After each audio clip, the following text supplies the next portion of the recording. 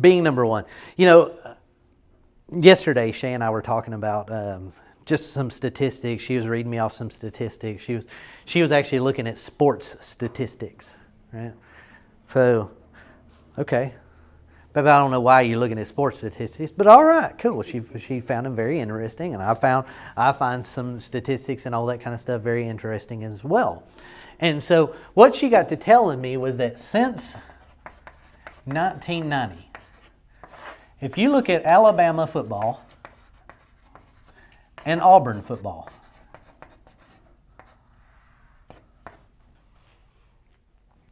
Alabama football is ranked what? Anybody know? Okay, yeah, that was an easy one. All right. Auburn is ranked, as of yesterday, Number 2. Yeah, number 14. Okay. Alabama's ranked number 1. Auburn is ranked number 14. In fact, UNA has more wins than Auburn. There'll be a final championship next Saturday. Yeah. So, you know, you look at that, but you look at that, and she's telling me this stuff, and I thought, okay, because she's looking at wins since 1990. My expectation, because I don't follow these stats, typically speaking, my expectation is that, well, Alabama's number 1, Auburn's number 14. Dang, Alabama's got a lot more wins than Auburn does. But here's the reality. Alabama has had 238 wins since 1990. 238. Okay, 1990 is almost 27 years ago. Right? Auburn has had 213 wins.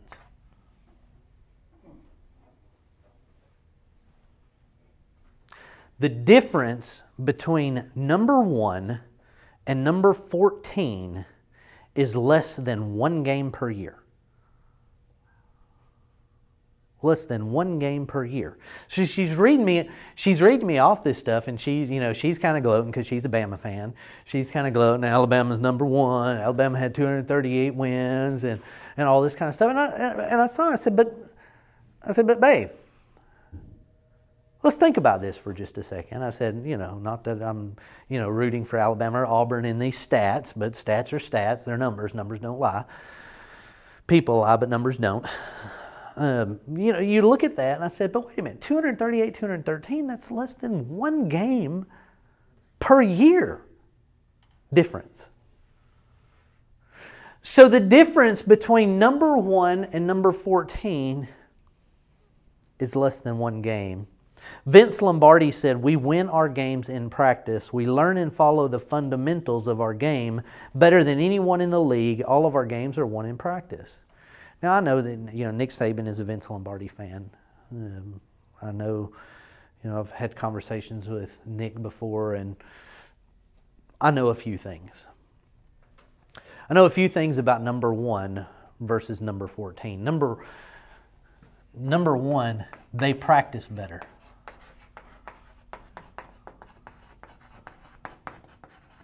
Meaning what? It's always a game, like their mindset. Okay. It's always to win. Yeah. So the difference between somebody being number 1 and somebody being number 14 or number 2 for that matter is if it is, as Vince Lombardi said, games are won in practice, then the people who are really the winners practice better. They say practice makes perfect. That's wrong. Practice does not make perfect. Perfect practice makes perfect. Okay? Though perfection is something that we will never reach, perfection is something that we should always strive for. Right? So in other words, if they practice better, you have to know better. Right? And so in order, if perfect practice makes perfect, if practice itself doesn't make perfect, but perfect practice makes perfect, then the better you practice, the better you perform.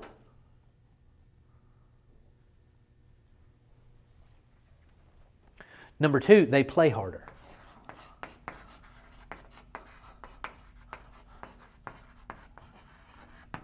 They play harder.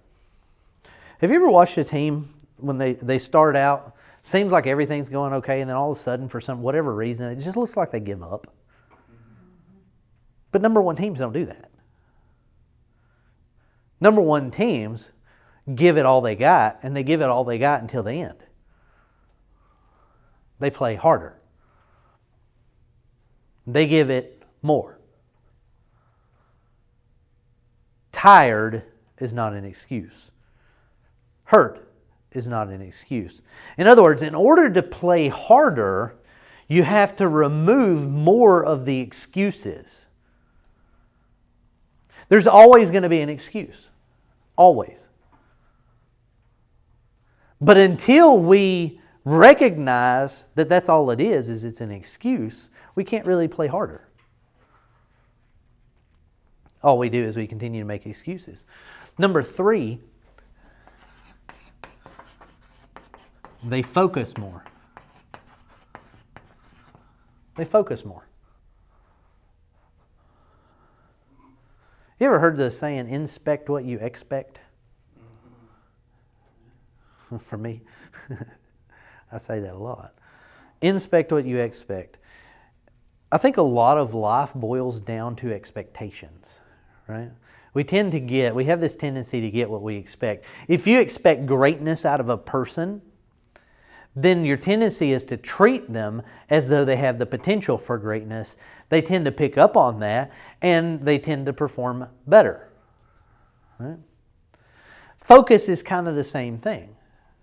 What happens in your life when you start to lose focus? Chaos. Cloudy. Frustration. Right? Aggravation. It seems like everything under the sun starts to get you off track, doesn't it? So focus is not a shotgun blast. Focus is a sniper rifle, right? I got to get laser focused in on what it is that I need. Being number one means focusing more. Sometimes people look at that and say, I got to do more, do more, do more, do more. Do more does not mean get more. Activity does not necessarily mean accomplishment, right? Focusing, taking some time to focus down, what do I need to get accomplished? And then what do I need to execute on that? That gives us a much better return. It's why it is you see a lot of coaches and teams and stuff, they watch videos. They're not always out there on the field. Sometimes they're sitting in a classroom just watching videos of other teams play. You see how they did that? You see how they did that? They sit down and take time to just focus. Number 4, they give it their all. They give it their all. I didn't look up any special statistics on this lately anyway. I have in the past. But I got to thinking, when I was thinking about this, I was thinking about productivity in the workplace and how the average employee, I read a study a while back, but it said that the average employee is only operating at roughly 40% of their capacity. Okay? They're only operating at roughly 40% of their capacity.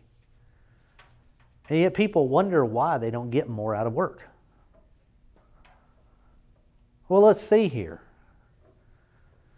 If I was Alabama team and I operated at 40%, what's that going to do to my wins?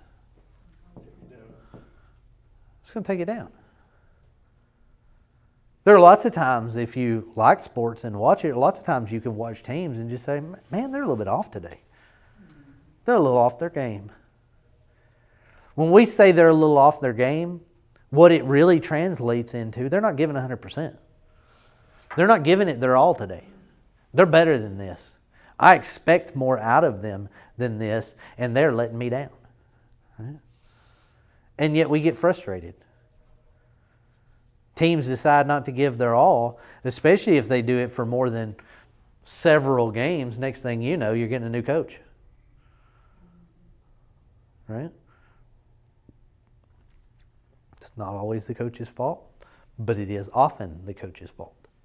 Okay? because leadership is supposed to help us practice better, play harder, focus more, and help motivate us to give it their all. So I got to thinking a little more about this, and I thought about the concept of the baker's dozen. What's a baker's dozen? 13. Why?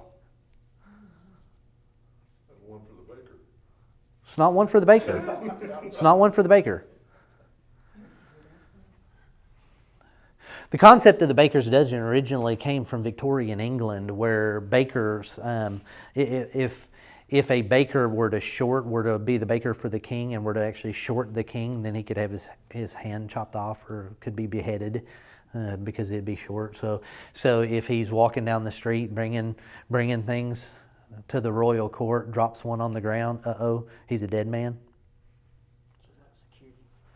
It's kind of a security thing. What it really means today, what we take it to mean today is an extra. Right? Baker's dozen is 13. You buy a dozen, you get one free. Right? So, in other words, the baker is going above and beyond what he's being paid for in order to provide not just the security, but the happiness of that little bit extra. Right? You have the term lanyap. Lanyap. Lanyap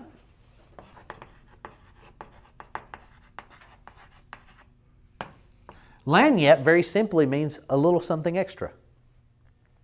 In fact, I've been to Louisiana a number of times in the past couple of months and been to New Orleans and all that, and I've seen it and heard it and all of that. It's a very common term. It means something a little bit extra, meaning you go and you buy something and they throw in something that you didn't pay for as a little extra. Little side gift. It's an extra side note, right? Now, why would people do that?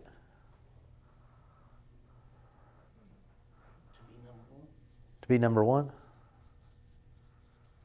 Perception creates reality, right?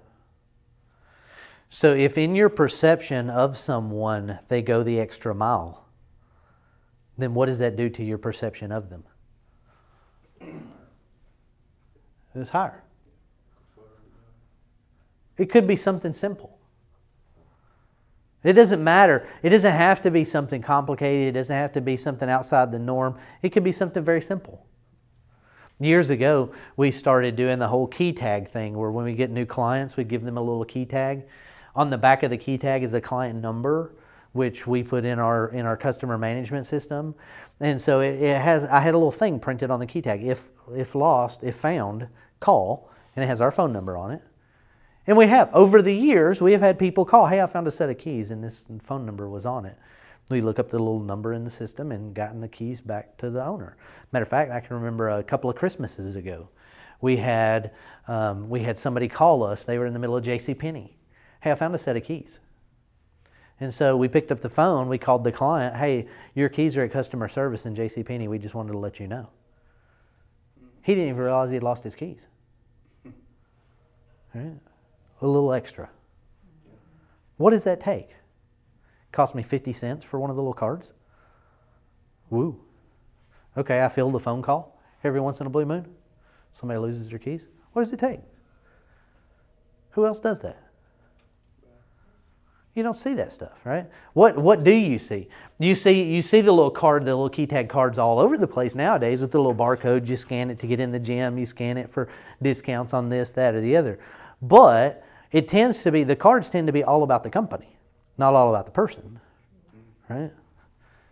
So if in turn we take and flip that and say, okay, this little key tag card, by the way, is all about you. It's to protect you. It's not for us. We get no real benefit out of it. Okay? But it's all about you. You ever lose your keys? This will help you find them.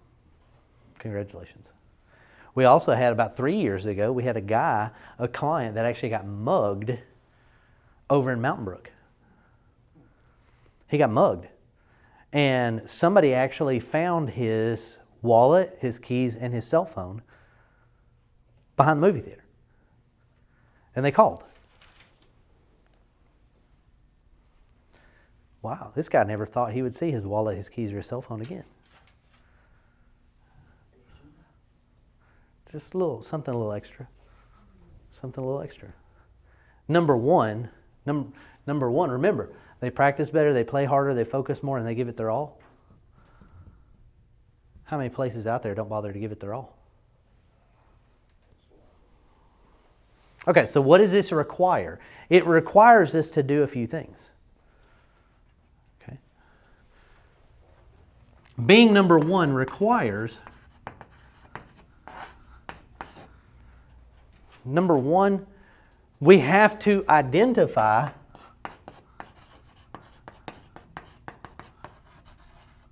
what needs 100% of our attention. Identify what needs 100% of our attention.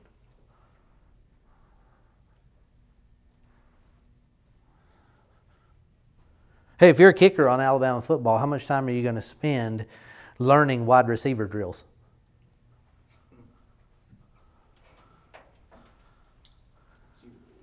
Zero. Okay, great. Yeah.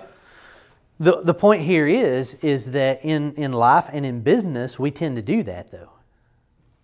We tend to forget about the things that really require 100% of our attention, right? It really requires 100% of our effort, and we tend to focus on too many menial things. Typically speaking, to identify what needs 100% of our attention, what you will find is, in general, no more than 2 to 3 items.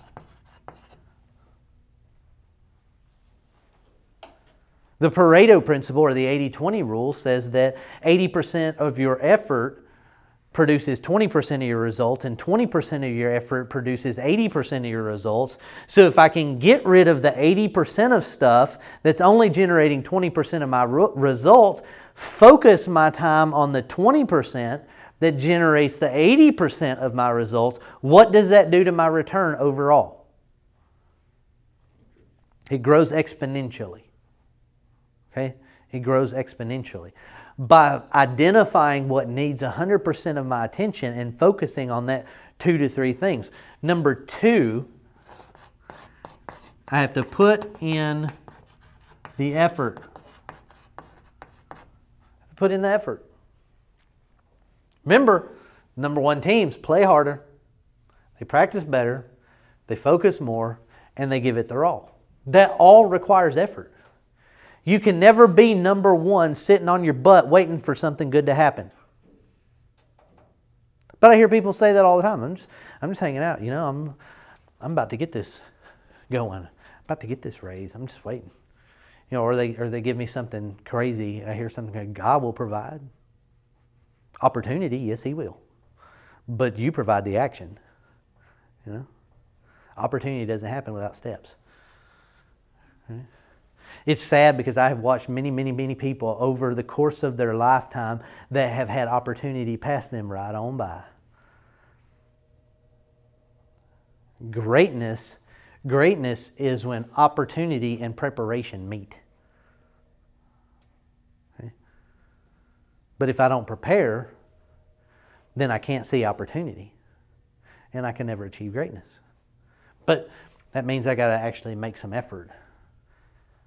And, you know, when the world says that the world is my oyster and everything should be handed to me on a silver platter and I'm entitled to whatever, and if I don't get whatever, I'm just a victim of this stuff, you know, that takes all the blame off me.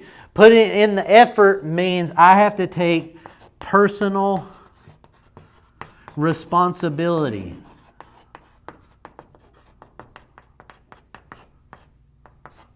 Personal responsibility. Putting in the effort also means I have to have competence. Competence.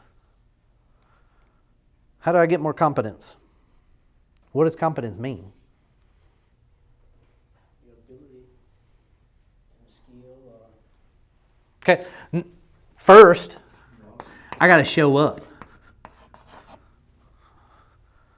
A person who's never around, how are they going to become more competent? But not only do I have to show up physically, I have to show up mentally, right? There's focus more. I have to give it my all.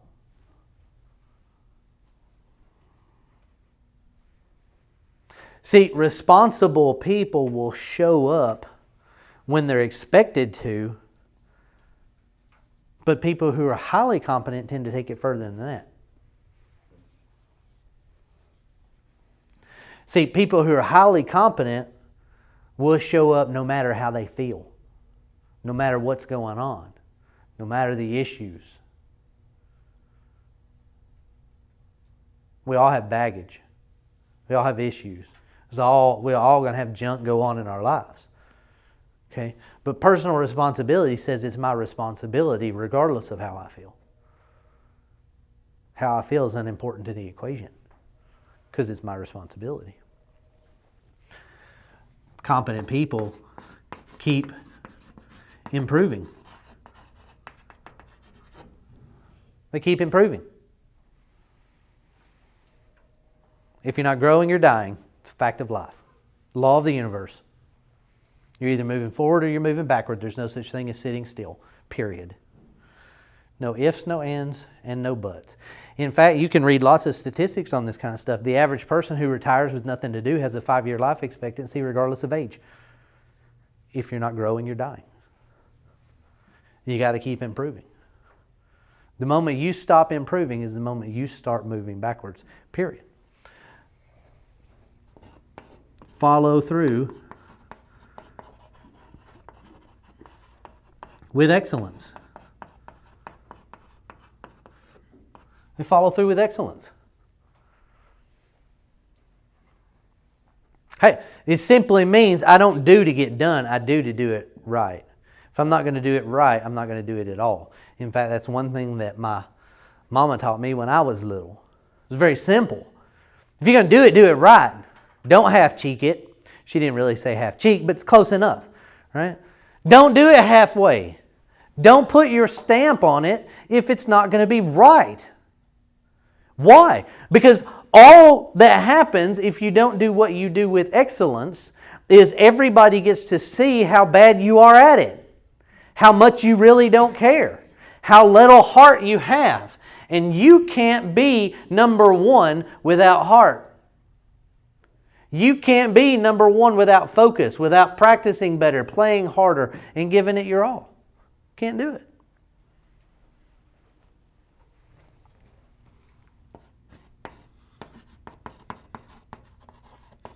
They accomplish more than expected. That goes back to that lanyap we were talking about, that baker's dozen that we were talking about. They accomplish more than expected.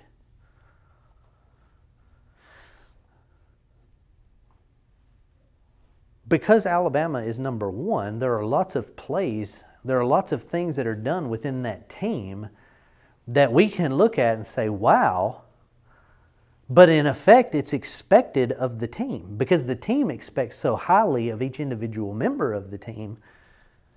Each person tends to accomplish more. And since each person tends to accomplish more, the team itself accomplishes more, and the team itself is accomplishing more than expected.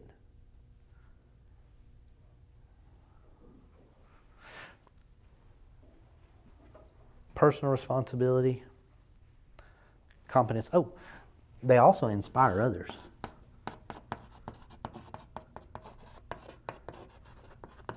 Inspire others.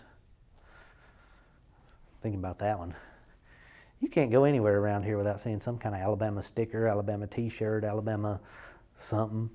You can walk in I guarantee you there's pretty much any neighborhood in this general area, you can walk into somebody's backyard and find an Alabama grill cover, some kind of Alabama flag in the yard.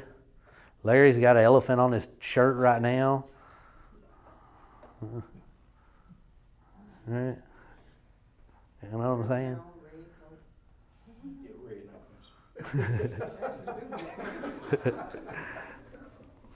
But they inspire others. You think about being in the game. Have any of you guys ever been to one of their games? What's it like? You go there, you lie. Yeah, the energy is insane, isn't it? Yeah. I guarantee you the energy is quite different with the number one team as it is a number 47 team. I can remember back years ago, Vanderbilt wasn't performing so well. You go to Vanderbilt and you could even watch it on TV and the crowd just, Oh, wow. Empty seats. That'd be horrible. you know, empty seats everywhere. You know, you could buy, one time you could buy season tickets to Vanderbilt for the same price as one ticket to Alabama. Yeah. So, yeah, I know some people that were out there had season tickets to Alabama, and they'd buy season tickets to Vanderbilt to go to one game when it was an away game when it played up there. Crazy, isn't it? There'd be more Alabama people Yeah. there than Vanderbilt people. No, I mean, I'm just saying, I'm not knocking Vanderbilt. They've improved significantly. They do a very good Yeah. job. They've got a good coach. But the point is that people who are highly competent take personal responsibility, that put in the effort, they tend to inspire others. So you got to get your head in the game. You can't be number one without getting your head in the game. When you're mentally or emotionally detached, it ain't gonna happen. You got to be fully engaged, fully attached. You have to redefine the standard. Look, I don't care how everybody else has been doing.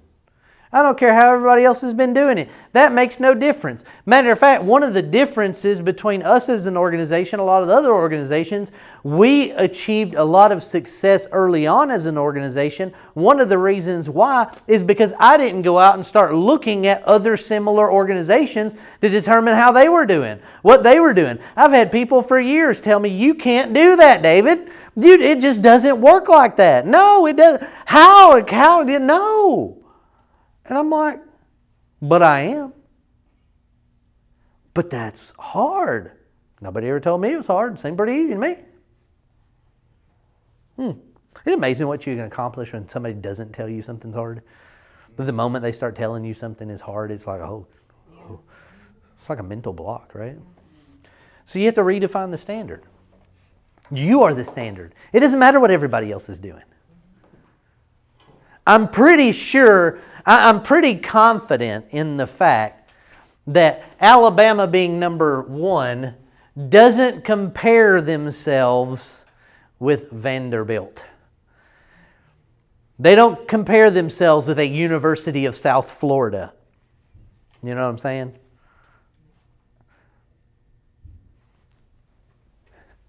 Alabama is not comparing their football team with UAH. They don't have a football team, if you didn't know, by the way. They have hockey, but they have hockey. UAH Chargers, go Chargers, all right? But they don't have, no. They redefine the standard. In other words, they set the standard.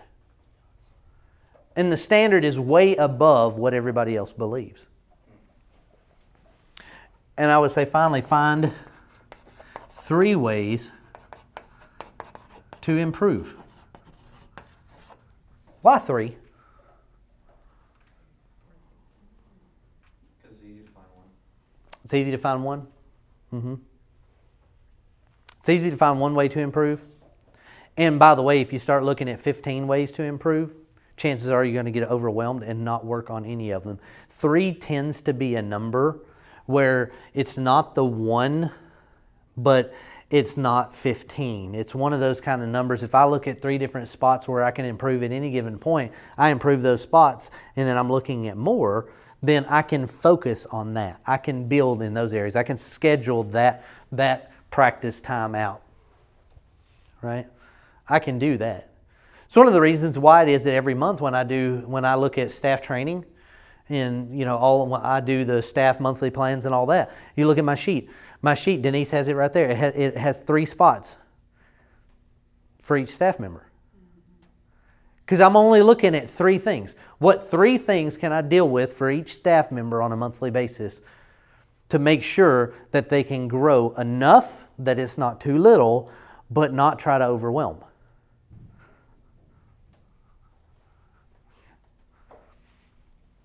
Find 3 ways to improve. The final thing I would say down here, number 3, in order to be number 1,